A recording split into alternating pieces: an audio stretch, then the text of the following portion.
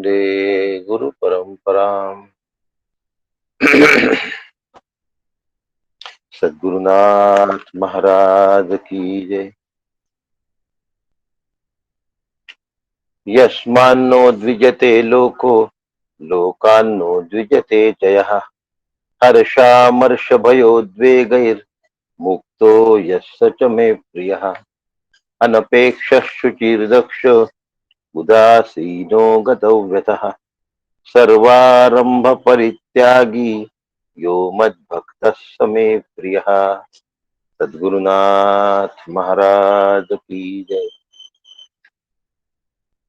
भगवंत भक्तीचं महात्म्य उकल करतात, भक्ताची स्थिती सांगतात की योगी जसा सतत संतुष्ट असतो, योगी जसा कायम तृप्त असतो, योगी जसा निरीच्छ असतो, योग्याचा जसा आत्मनिश्चय झालेला असतो,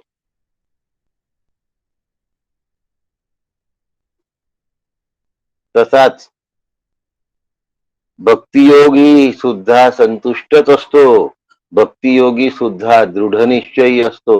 पण भक्तियोगाच्या संतुष्टतेचं आणि दृढनिश्चयाचं जे कारण आहे ते त्यांनी माझ्यामध्ये मनबुद्धी अर्पण केल्यामुळे असतं.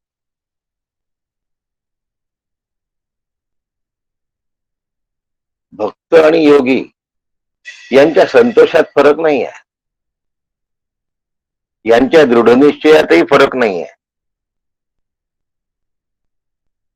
दोघही सारखेच संतोषी असतात. पण मी आत्मा आहे या दृष्टीने योगी दृढनिश्चयी असतो आणि मी भगवंताचा भक्त आहे. ही ज्ञानोत्तर भक्ती बरं का, ही अद्वैत भक्ती आहे, द्वैत भक्ती नव्हे.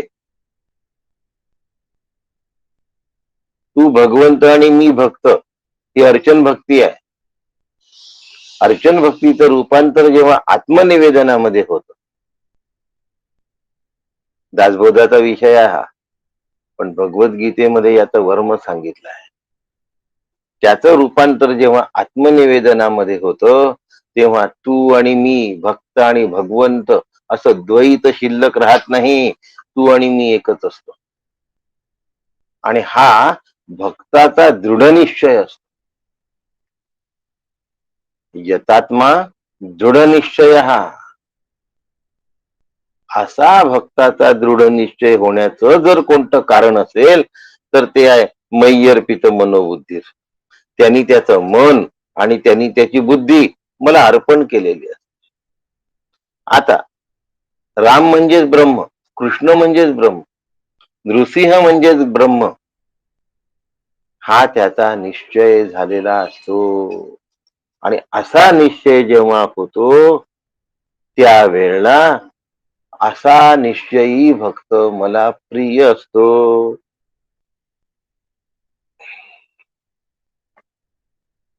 हा मद्भक्त मम प्रिया अस्ति, असा भक्त मला प्रिय आहे. आता तुम्ही साधा विचार करा की जे भगवंताला प्रिय आहे तसं आपण व्हावं, की आम्हाला वाटतं असं असं करून टाका, तसं करावं. याचा अर्थ असा की भक्त हा सतत संतुष्ट असला पाहिजे. भक्ताच्या प्रसन्नतेला जरा सुद्धा धक्का लागता कामा नये. तुम्ही म्हणाल मग लोक असे वागतील तर मग धक्का लागणार की नाही लागणार? लोक कसेही वागले, लोकांनी कसाही त्रास दिला तर आम्ही दुःखी नाही होणार तर काय होणार? लोकांची चूक आहे, आमची काय चूक आहे? भगवंत म्हणतात असं नाही चालत, असं चालत नाही. आणि त्याच्यासाठी भगवंत म्हणतात काय आहे, यस्मान्नो द्विजते लोक. आजचा श्लोक,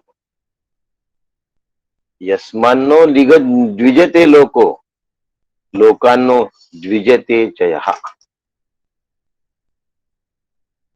त्याच्यापासून अन्य लोक उद्विग्न होत नाही हा एक साधारण भाग आहे. पण लोकांमुळे तो उद्विग्न होत नाही, हा असाधारण भाग. यस्मानो द्विजते लोको, लोकांनो द्विजते चया. महत्वाचं काय आहे? आपल्यामुळे इतर लोकांना जरा सुद्धा त्रास होता कामा नये. भक्ताचं लक्षण सांगतात आहे बरं.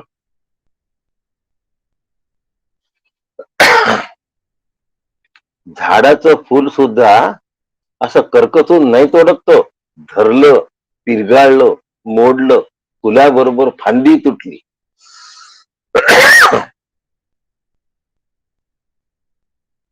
तो झाडाला सुद्धा इजा होणार नाही इतक्या शिताफीनी फुल तोडतो. भुंगा ज्याप्रमाणे फुलामधलं मध घेत असताना फुलाला इजा पोचू देत नाही, भक्त झाडाचं फूल तोडत असताना त्या झाडाला, वनस्पतीला इजा पोचू देत नाही.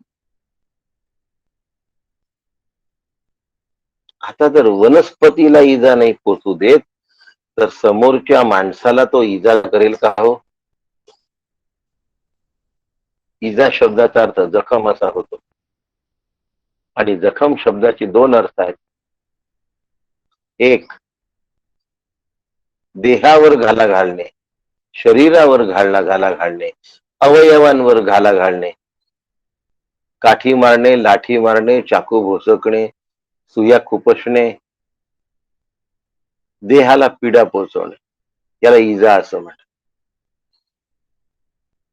आणि ही इजा साधारण आपण लोक करत नाही. पण दुसरी जी इजा आहे ती आपल्याकडनं खूपदा होते, त्याला म्हणतात मनाला इजा पोहोचवणे, हृदय घायाळ करणे. यस्मानो द्विजते लोक, लोकांनो द्विजते चया.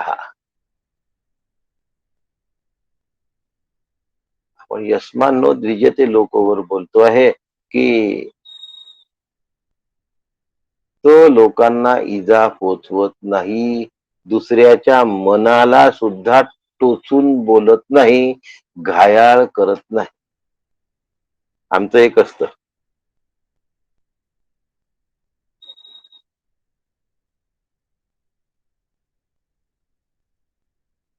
काय असतं?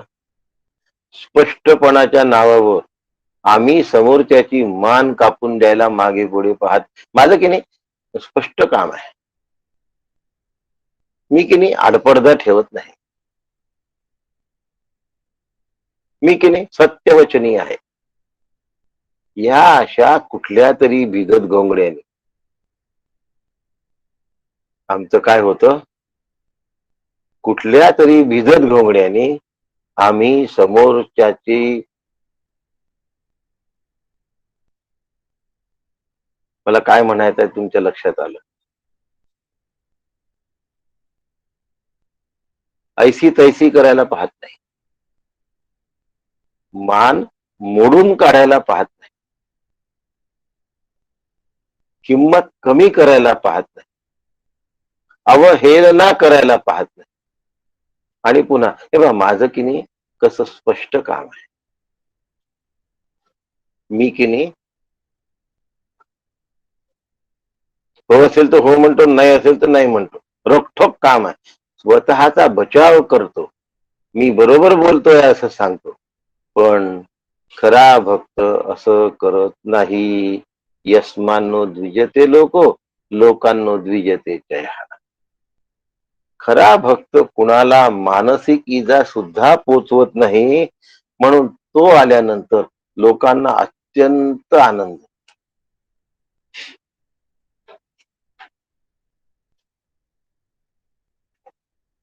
एवढा आनंद होतो की लोकांना तो हवा हवासा वाटतो, आणि कायम हवा हवासा वाटतो. एक स्वभाव असतो लोकांचा, लोकांना तो कायम हवा हवासा वाटतो.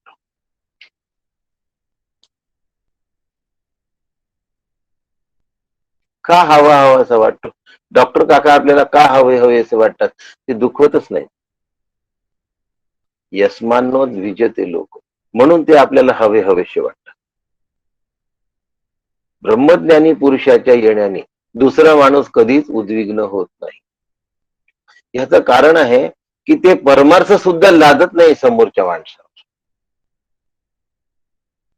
ते परमार्थ सुद्धा लादत नाही.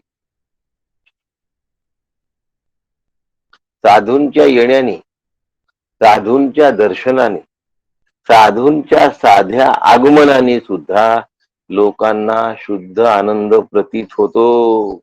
कारण तो सगळ्यांशी प्रेमाने वागतो आणि सगळ्यांचे दुःख नाहीसे करतो. यस्मानो द्विजते लोक.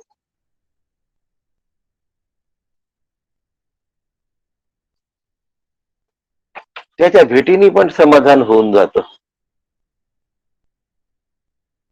म्हणून भजगोविंदम मध्ये म्हटलं आहे, त्रिजगती सज्जन संगती रेखा, भवती भवार्णव तरणे नौका.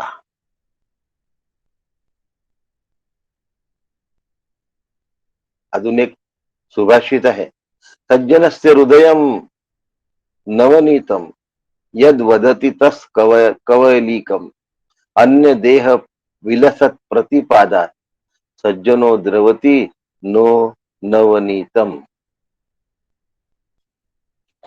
आम्ही मॅट्रिकला असताना आम्हाला आमच्या सरांनी शिकवला, सज्जनस्य हृदयम नवनीतम. सज्जनांचं हृदय लोण्याप्रमाणे असत असं कवी सांगतात. पण कवी याच्या पुढे काय सांगतात, अन्य देह विलसत परिपातात. थोड्याशा उष्णतेने लोणी वितळतं हे बरोबर आहे, पण दुसऱ्याला दुःख झाल्यानंतर संताचं हृदय वितळतं, लोणी वितळत नाही. लोक यस्मानो द्विजते लोक. लोकांना जराही त्रास सहन होत नाही. आणखीन एक सुभाषित आहे, चंदनम शीतलम लोके चंदनमपि चंद्रमाहा. चंदनम शीतलम लोके चंदनादपि चंद्रमहा. चंदन कसं आहे, शीतल आहे. कुठेही जर आग होत असेल तर त्याच्यावर चंदनाचा लेप लावावा अशी पूर्वीपासूनची पद्धत आहे. चंदनामपि चंद्रमा, चंदनासारखाच चंद्र सुद्धा शीतल आहे. किती छान वाटतं, किती आल्हादकारक वाटतं. चंद्र चंदन योर मध्ये, चंद्र आणि चंदन याच्यापेक्षा जर काही शीतल असेल तर ती साधूंची संगती आहे. चंद्र चंदन योर मध्ये शीतला साधू संगती ही. यामध्ये साधूची संगती शीतल आहे. दोन्ही पेक्षा साधू अत्यंत शीतल आहे, अतिशय आल्हादकारक आहे आणि अतिशय शांत करणारे आहेत.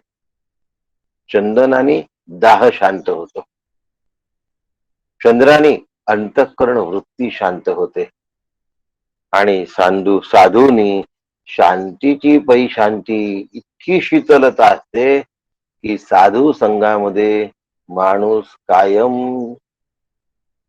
शीतल शांतच राहतो. डॉक्टर काका बघा, मंदाताई बघा, ज्यांनी माझ्या वडिलांना बघितलं असेल त्यांनी वडिलांना आठवा. त्यांची शांतता नाही भंगली कधी. राक्षसी वृत्तीचा विमोड करतात पण शांत वृत्तीने करतात. नैराश्य, उद्विग्नता,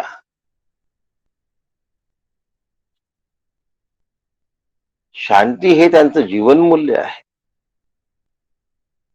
धर्माचरणातून त्यांनी शांती जोपासलेली असते, शांती टिकवलेली असते, शांती मिळवलेली असते. यस्मानो द्विजते लोको, म्हणून बर्फाच्या सहवासात गारवाच मिळतो, चंद्राच्या सहवासात आल्हाद मिळतो,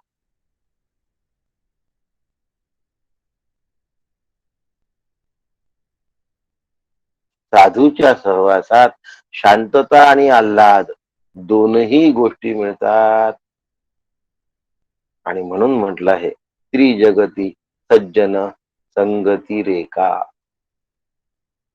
तिन्ही जगतामध्ये सज्जनाचा संग पाहिजे, कारण भवसागराच्या हेलकाव्यातून फक्त सज्जनच सोडव.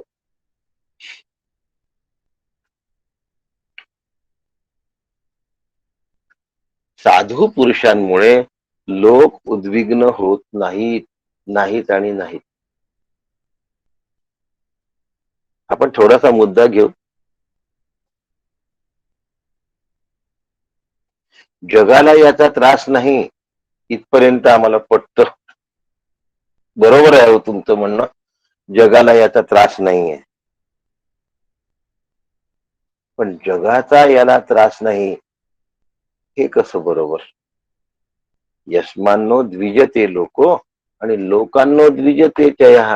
आता लोकांनो द्विजते चयः कसं? पहिला मुद्दा तर आला आमचा बरोबर.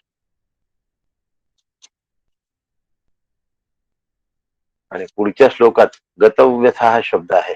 मला वाटत नाही पुढचा श्लोक आज होईल. लोकांनो द्विजते चयः. समाजामध्ये सगळे सारखे लोक नसतात. काही लोक आस्तिक असतात, काही लोक नास्तिक असतात,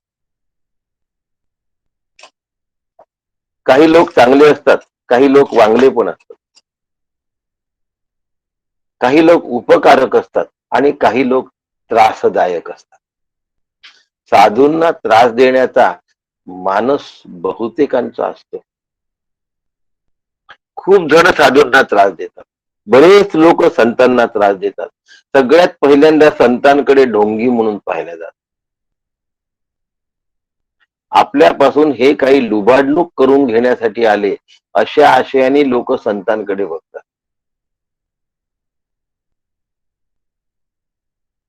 आणि त्याचा त्या संतांना त्रास होतो, कारण ते तपासतात की हा खरंच याच्यासाठी आलाय की नाही आलाय.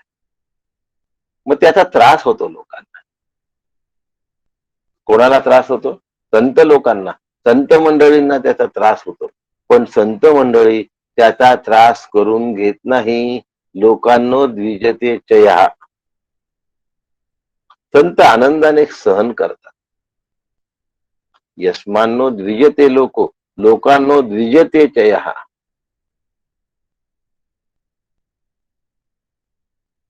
संत त्याचा त्रास करून घेत नाही. त्रास होत नाही असा तर संतच नाही, पण त्रास करून घेत नाही असाही असेच संत असतात. त्याच्यामुळे संत सगळ्यांना अभय देतात. आपण काल पाहिलाय अद्वेष्टा सर्व भूताना. ते नाही कोणाचा द्वेष करत, ते सगळ्यांचे मित्र असतात. त्याच्यामुळे त्यांच्याशी वाईट वागणाऱ्यांचा सुद्धा ते त्रास करत नाही आणि त्यांचा अपमान करणाऱ्यांचा पण ते त्रास करत नाही. मी देवबीव नाही मानत म्हटलं तर ते हसतात. वेड्या माणसाला आपण हसणार नाही तर काय, हसतोच. पण लोकांकडून त्रास होत असतो.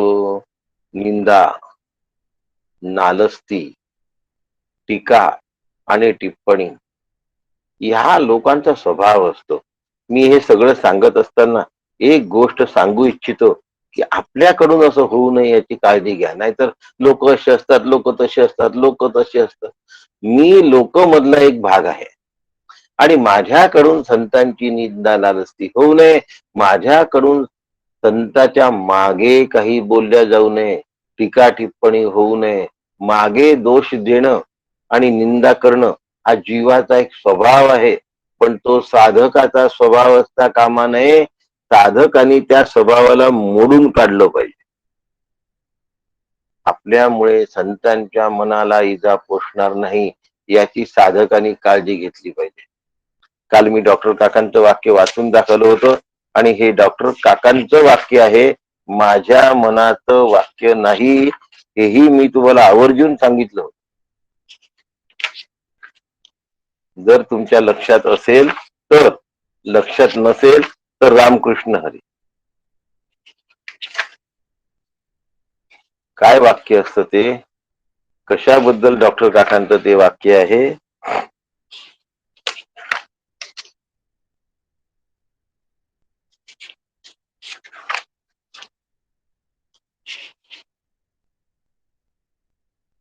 वाक्य असं आहे की जीवन मुक्ताची भरभराट आणि वैभव सुद्धा डोळ्यामध्ये सलत आणि लोक त्यांनी सुद्धा त्याचा द्वेष करतात.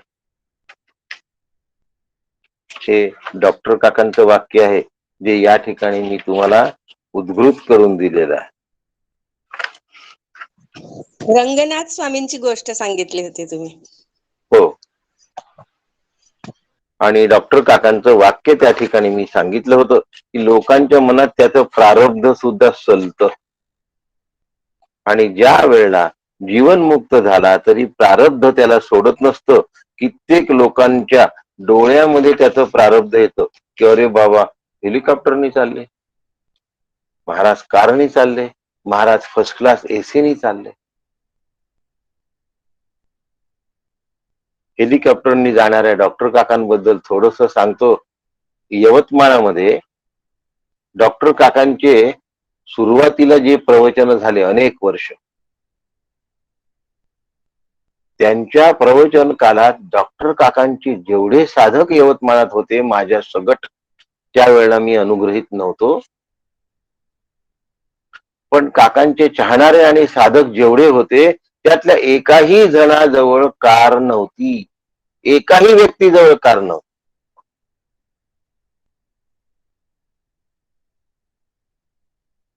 माझ्याजवळ हिरो होंडा नावाची मोटरसायकल होती आणि काका सर्व प्रवचनांना माझ्या हिरो होंडावर चलत असत.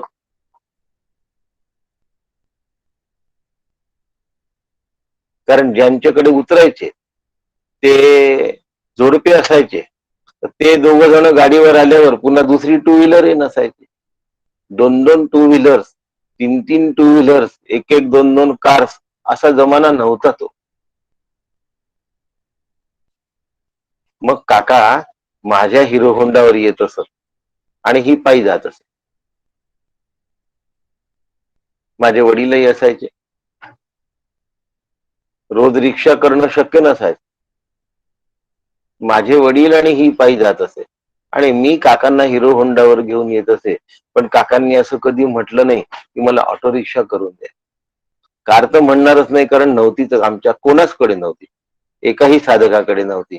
पण रिक्षा करून जाईन मी, ऑटो रिक्षा, असं सुद्धा काकांनी कधी म्हटलं. आमच्या गावाचा त्यावेळेचा परीघ 2.5-3 किलोमीटरचा असेल फक्त. त्या वेळामध्ये प्रवचनाला जाण्यासाठी काकांना मी अर्धा तास आधी घेऊन जात असे. हालाकी 5 मिनिटं आधीच गेलो तरी आम्ही पोहोचू शकतो. 2.5 किलोमीटर कधीही ट्रॅफिक जाम नाही, अजूनही नाही. मी काकांना अर्धा तास आधी घेऊन जातो आणि प्रवचनाची जागा असे की दुसरीकडे मी घेऊन जायचं काकांना, दुसरीकडे माझे सगळे प्रश्न विचारून घ्यायचे आणि त्या प्रश्नांची उत्तरं झाली की मग काकांना मी प्रवचन स्थळी नेत असे. पण आधी साधनाताईंच्या घरून मी काकांना बाहेर घेऊन जायचं. काका म्हणायचे किती वेळ आधी आपल्याला तयार व्हावं लागेल जायला? काकांना अंतर माहित नसायचं. तर मी म्हणायचं अर्धा तास आधी. आपण वेळेच्या आधी पोहोचलो पाहिजे ना काका, 15-20 मिनिट. हो बरोबर आहे, वेळेच्या आधी पोहोचलो पाहिजे, उशिरा जाता कामा नाही. आता शहरासारखं वाटायचं आणि मी काकांना अर्धा तास आधी पळवून नेत असे. पण हे लक्षात आल्यानंतर सुद्धा काका कधी उद्विग्न नाही झाले. एवढ्याशा अंतरासाठी तू कशाला रे मला अर्धा तास आधी नेतोयस? ते माझ्या सगळ्या प्रश्नांची उत्तरं गाडीवर देत असत आणि ही प्रश्नोत्तरं माझी संपली रोजची रोज की काकांना मी प्रवचन स्थळी घेऊन जात असे. प्रवचन झालं की दुसऱ्या दिवशीचे प्रश्न. तुम्ही हे सांगितलं, हे असं कसं? ते सांगितलं ते तसं कसं, याच्यातनं कसं तसं तसं तसं असं करता करता काकांनी कधीच उद्विग्नता आणलेली नाही. मी तुम्हाला सांगतो, म्हणून मी सगळ्यांना सांगत असतो की मला तुम्ही केव्हाही फोन करा. तुमच्या फोननी मला त्रास होणार नाही, माझी झोप मोडणार नाही, उलट मला जागृतीत आणण्याचं पुण्य तुमच्या पदरी पडेल. निद्रालस्य तसंही वाईट असतं. तुमच्यामुळे माझ्या अंतःकरणात आत्मज्योत तेवत राहायला मदत होते. त्यामुळे मला केव्हा पण फोन करा. ऑनलाईन वर असणारे सध्या 112 आणि 6 118 जण आहेत. या सगळ्यांना मी हे सांगतो की पारमार्थिक अडचण असेल तर मला नक्की फोन करा. अडचण मनामध्ये घुसमळत ठेवून अभ्यास होत नसतो. मला त्रास होईल का असा मनात सुद्धा विचार आणू नका, कारण होत नाही. लोकांनो द्विजते चया. लोकांमुळे अंतःकरण वृत्ती उद्विग्न होत नाही. मी काही वेळेला पाहिलाय काकांना पहाटे 4 वाजता 3:30 वाजता फोन आलेले आहेत आणि म्हणतात काका ऑपरेशन चांगलं झालं. ही गोष्ट सकाळी 8 वाजता सांगता येते की नाही की काका ऑपरेशन चांगलं झालेलं आहे, इमर्जन्सी ऑपरेशन होतं पण यशस्वी पार पडलं. हे रात्री 3:30 वाजता सांगण्याची गरज आहे का? पण लोक सांगतात. त्यानंतर काकांना झोप येत नाही, तरीही काका कधी असं म्हणत नाही की नंतर कळलं नसतं तर काय बिघडत होत. माझी विनंती आहे सगळ्यांना की ही उद्विग्नता वगैरे हे काढून टाका. काढून टाका हे.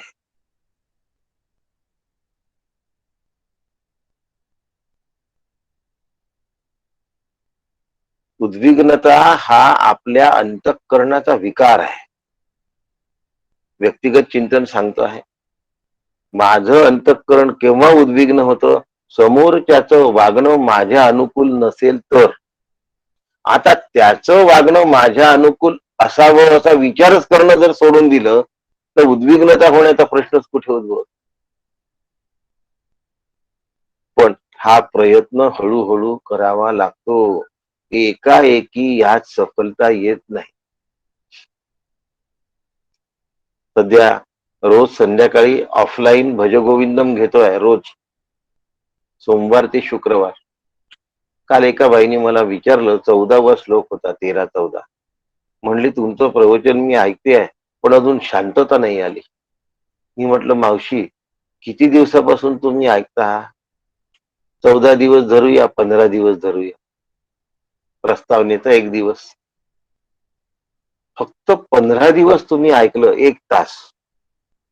आणि आता तुमचं वय किती? 65-70च्या जवळपास आलेलं वय आहे.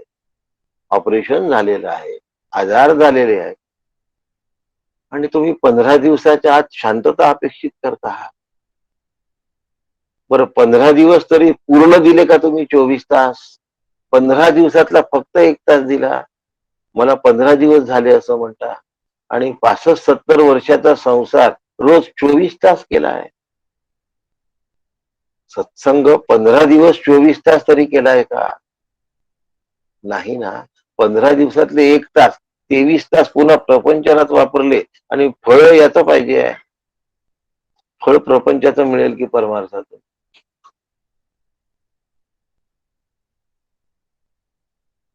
पण हे शांतपणे सांगता येतं.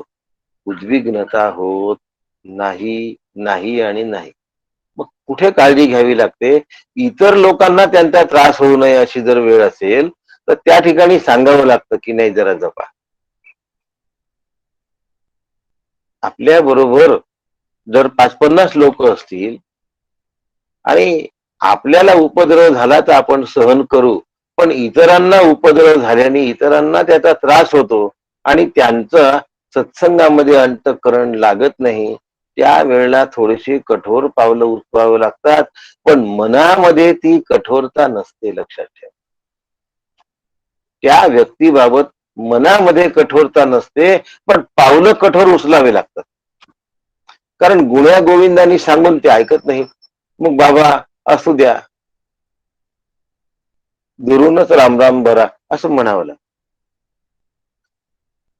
कारण ते समजून घ्यायला तयार नाही. आणि जे समजून घ्यायला उत्सुक असतात त्यांचं अंतःकरण ज्या वेळेला घायाळ होतं आणि त्यांना ज्या वेळेला त्रास होतो तेव्हा येणाऱ्या चार साधकांचं नुकसान होतं ना. म्हणून संत सहसा कठोर वागत नाही. वागायची वेळ आली तर ते स्वतःसाठी ती कठोरता नसते त्यांची. अहो राजा दिलीपाने एका गायीसाठी सिंहासमोर आपले प्राण अर्पण केले आणि तोही राजा दिलीप होता. रघुवंश कुल शिरोमणी. असो, लोकांमुळे अंतःकरण व्यथित होत नाही, नाही आणि नाही. लोक कशाही प्रकारचे असो. चांगल्या प्रकारचे लोक मिळण्याची शक्यता कमी असते. तशा लोकांनाच चांगलं करायचं असतं. डॉक्टरकडे आरोग्य संपन्न माणूस नाही येत ना हो. आरोग्य हरवलेला माणूस येतो आणि त्याचंच आरोग्य ठीक करायचं असतं. म्हणून पेशंट हा नेहमी इम्पेशंट असतो. Patient is always impatient. तो चिडचिडा असतो, तो रागीट असतो, तो वैतागला असतो. किती दिवस झाले तोच तोच तोच तोच तोच तोच त्रास चालू आहे. देता की नाही औषध बरोबर. इतका चिडतो सुद्धा डॉक्टरवर. सकाळ दुपार संध्याकाळ सलाईन लावून बसले. मी आपला पाय असा प्लॅस्टर मध्ये ठेवून वरती लटकवून बसलेलो आहे. तुम्हाला काय आहे? काय त्रास होतो मला माहित. असा चिडतो पेशंट. पण त्या ठिकाणी सुद्धा शांत राहता येतं डॉक्टरला. जर डॉक्टर शांत राहू शकतो तर संतांना शांती ही शांतीने संताला वरलं असतं.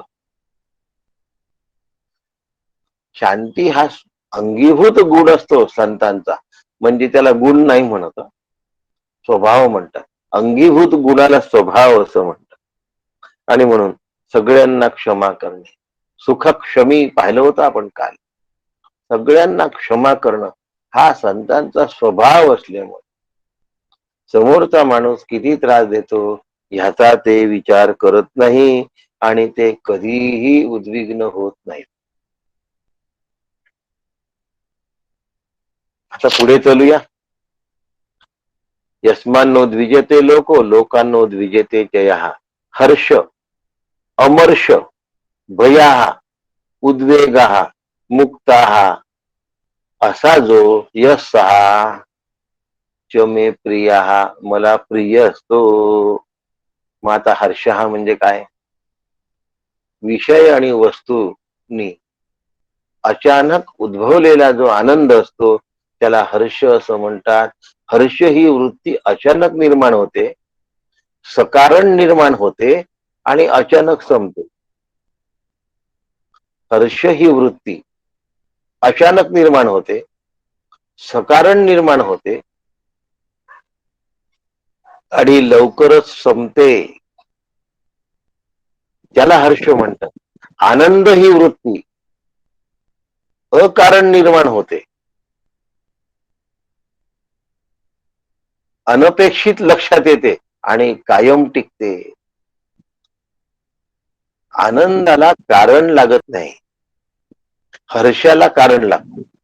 टीव्ही मध्ये पाहतो आपण काही पेयांच्या बाबत या हू अशा प्रकारे मोठ्याने ओरडलेलं असतं.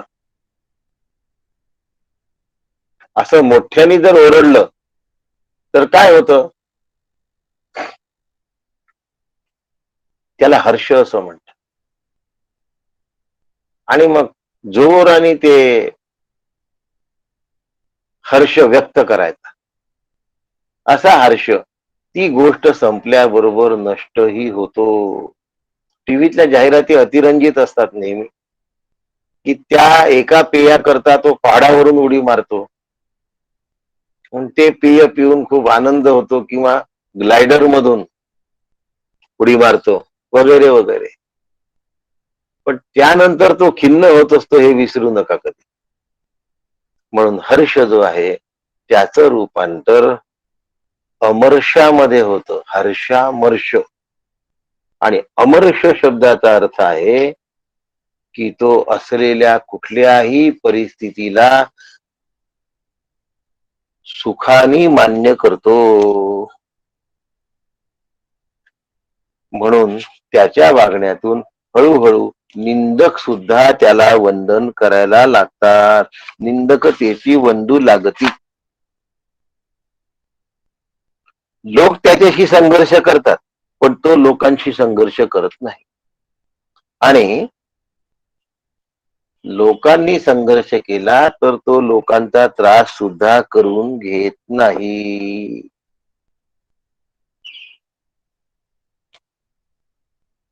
आता त्याला काही मिळवायचंच नसतं. मिळवायचं नसल्यामुळे सगळं त्याला मिळालं आहे. आत्मसुख मिळालं म्हणजे त्याला सगळं मिळालं. मग त्याला मिळवायचं काही राहिलं नाही या जीवनात. जर त्याला जीवनामध्ये काही मिळवायचं राहिलं नाही तर मिळवलेल्या वस्तूपासून मिळणारं जे सुख त्याला हर्ष म्हणतात. म्हणून त्याच्या जीवनामध्ये हर्ष येत नाही.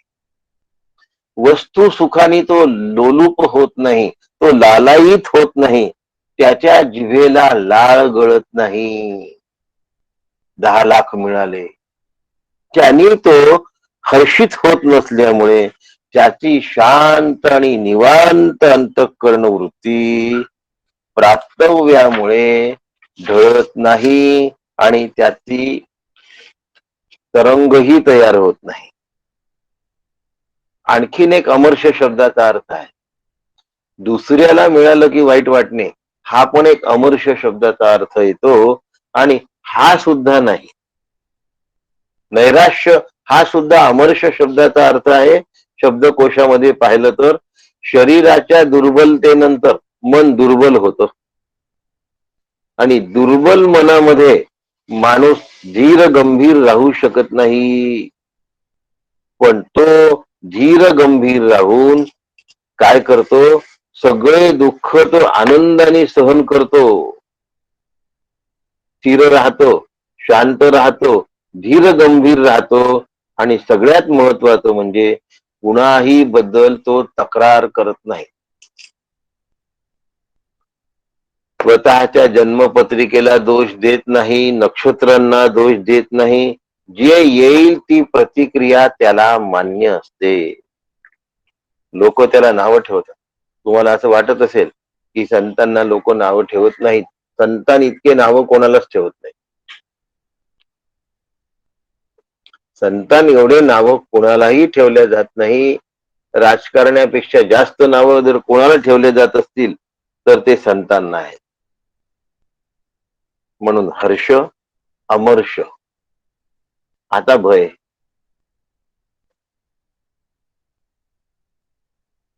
द्वैताभावात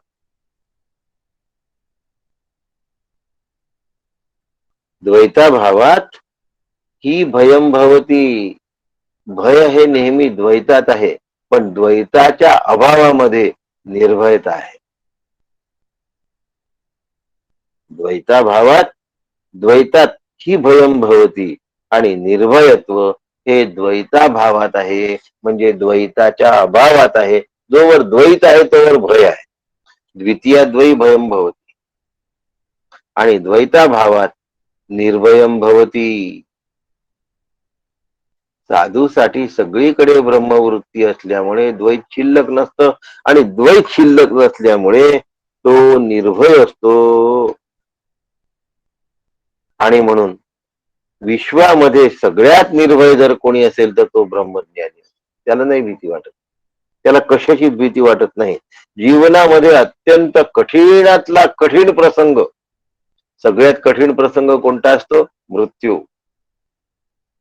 आणि मृत्यू सारख्या प्रसंगाला समोर आल्यानंतर तो हतबल होत नाही, तो निराश होत नाही, तो अगतिक होत नाही, तो दीन होत नाही,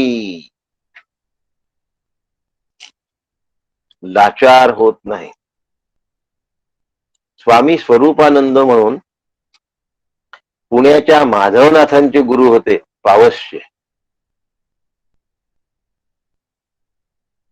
28 वर्षाहून अधिक काळ ते खाटेवर होते, म्हणजे अंथरुणावर खिळले होते. पण त्यांच्या प्रसन्न चर्येला जदा सुद्धा धक्का लागला नाही. त्यांच्या चेहऱ्याच्या आनंदाला जरा सुद्धा नख लागलं नाही. आम्हाला थोडस आदर पण झालं. आज की नाही सत्संग नाही घेऊ, बरं नाही वाटत. पहिला घाला आम्ही कुठे घालतो? सत्संगावर घालतो. आणि ते सत्संगात तू तडजोड करत नाही. त्यांच्या चेहऱ्याची लहानता निर्माणच होत नाही. त्यांचं शरीर अशक्त होतं, होणारच. शरीराला व्यथा झाल्यानंतर, आजार झाल्यानंतर शरीराची अशक्तता राहते, यात जरा सुद्धा शंका नाही. पण अंतःकरण प्रसन्न असतं.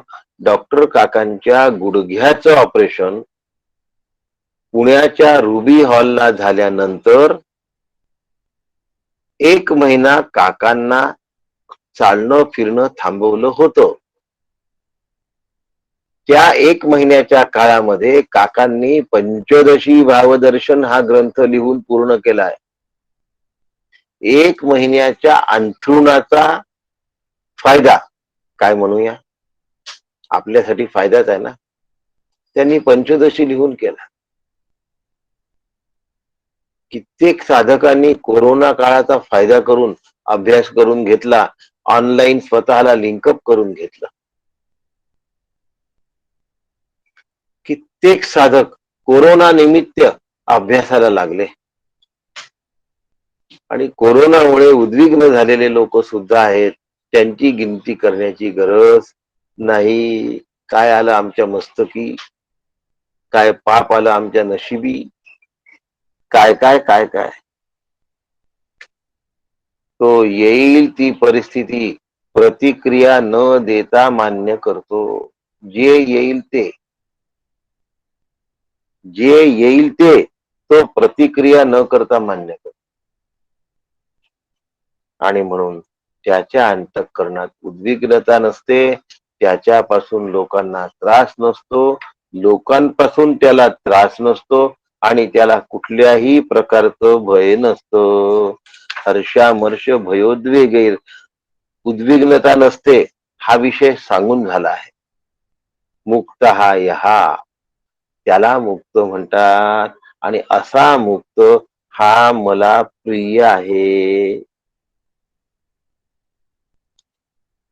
अंतःकरणाच्या विकारांवर ज्यांनी मात केलेली आहे, सुख दुःखाच्या बंधनावर ज्यांनी वाट शोधलेली आहे,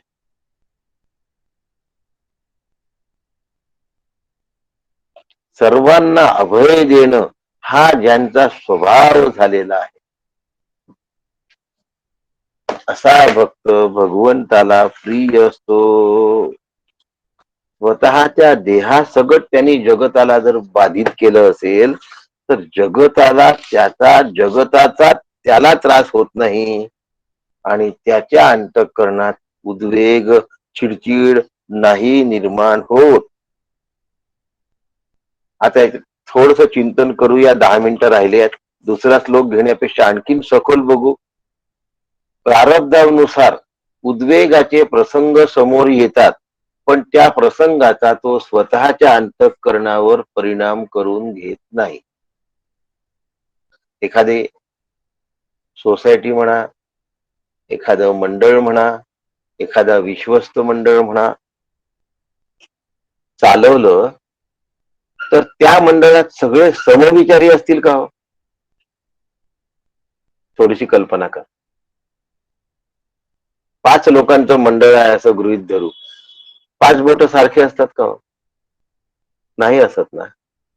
मग 5 बोट जेव्हा सारखे राहत नाही, तेव्हा त्या बोटाने या बोटासारखं वागलं पाहिजे असं कसं शक्य आहे? आणि म्हणून एक बोट जर वेडं वाकडं वागत असेल, तर त्याचा तो परिणाम करून घेत नाही. वेळ प्रसंगी त्या बोटाची दखल नाही घेत, पण कार्य जे योग्य त्याला वाटतं ते तो करून घेतो. अशा माणसाला जग थंड म्हणतं. काय म्हणतं? थंड. पण तो त्याच्या अंतःकरणामध्ये वृत्ती तरंगाचे लाटेमध्ये रूपांतर होऊ देत नाही. अप्रोप्रिएट इव्हेंटफुल वृत्ती तो फक्त दाखवतो. त्यापेक्षा जास्त प्रतिक्रिया त्याची नसते. इमोशन्स मध्ये तो कधीही वाहून जात नाही. आणि म्हणून समोर येणारा जो प्रसंग आहे ते कारण साधूच्याही समोर येतं, संताच्याही समोर येतं, भक्ताच्याही समोर येतं, योग्याच्याही समोर येतं. पण त्या प्रसंगाचा तो स्वतःवर परिणाम करून घेत नाही. साध्या गोष्टी असतात. माणसांचं सुद्धा वीट येतो की नाही. कोरोना काळात कुठे जायचंच नव्हतं तर एकांताचाही वीट येत होता की नाही. आता एकांत संपला आणि सगळे एकमेकांना भेटायला सुरुवात झाली. तर भेटणाऱ्यांचाही वीट येतो. सतत भेटत राहतात, सतत भेटत राहतात, पण तो उद्विग्न होत नाही. सतत फोन आले तरी तो वैतागत नाही. कारण अवीट अशा आत्म्याची त्याची भेट झाल्यानंतर तो विटेल असा प्रश्नच निर्माण होत नाही. अवीट आत्मा भेटल्यानंतर विटण्याचा प्रश्न उत्पन्न होत नाही. माणसाला असं वाटतं की आपण ज्या उंचीला गेलो आहोत त्या उंचीला सगळ्यांनी जावं. पण सगळ्यांना ती उंची गाठायची असते प्रवचन ऐकणाऱ्यांना, असं नाही. हौशे नवशे गौशे सगळे असतात. नाही बा, मला ही उंची गाठायचीच आहे असं वाटतं का हो मनामध्ये? त्याच्यासाठी धडपडतो का होतो? मी काय केलं, मी कसा अभ्यास करतो आहे, ह्यातून मी समोर अजून कसा जाऊ, असे तळमळीने विचारणारे किती जण असतात. चांगलं ऐकलंय. सकाळ कशी छान जाते त्याच्यामुळे आमचा दिवस कसा उत्तम जातो. दिवस उत्तम घालवण्यासाठी नाही आहे. सुरुवातीला दिवस उत्तम घालवणं ठीक आहे, पण माझं आयुष्य उत्तम गेलं पाहिजे. आणि माझं आयुष्य उत्तम जाणे हा परमार्थाचा उद्देशच नाही. मी जीवनमुक्त होऊन इतरांना जीवनमुक्त करणे हा महत्वाचा भाग. आपण तरले नव्हे ते नवल, इतरांना तारून नेता आलं. पहिले स्वतः तरावं लागेल. दुसऱ्याला नदीतून वाचवायचं असेल तर पोहणं तुला आलं पाहिजे की नाही आधी. आणि कसं आलं पाहिजे? पटाईत. समोरच्या माणसानी नदीमध्ये तुला मिठी मारली तर दोघंही बुडतील. त्यामुळे तो तुला पकडू नये आणि प्रवाहाने तुम्हाला दोघांना पकडू नये एवढा तू तरबेज असण्याची गरज आहे. म्हणून आपण तरले नव्हे ते नवल. नाही तर समोरचा माणूस आपल्या प्रपंचाचं दुःख सांगतो आणि मग तो रडतो नाही रडतो. असा रडक्या गुरु असेल तर त्याचा रडक्या चेला तयार होतो. चमत्काराने चमत्काराने चकित होणारे जे शिष्य असतात ते मोक्षाच्या दिशेने वाटचाल करत नाही. त्यांना त्यांच्या जीवनात चमत्कारच हवे असतात. आणि त्यांना चमत्कार करणाऱ्या साधूंची खूप आठवण येते. त्याला ते निष्ठा समजतात.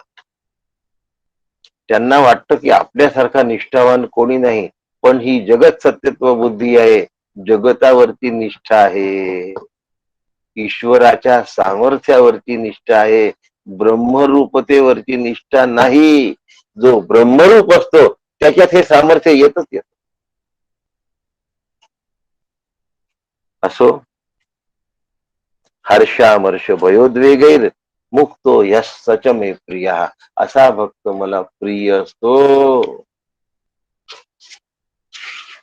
हर्षामर्ष भयोद्वेगैर,